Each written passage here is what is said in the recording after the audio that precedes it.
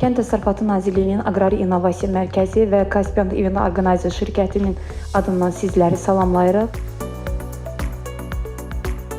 Ümumiyyətlə qeyd etmək istəyirəm ki, bu məhsul festivallarının əsas məqsədləri var təbii ki. Bu da ilk öncə həmin bölgənin aqrar turizm potensialının artırılmasıdır.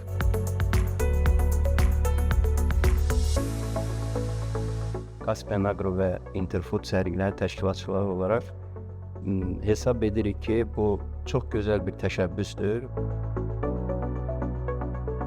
Bu festivallar çox gözəl bir fürsətdir ki, fermerlər bir-birlərini tanısınlar. Bu festivallar hələ belə məhsul təkcə istehsalı deyil, burada bir-biri görürlər, hansısa yenilikləri əldə edirlər.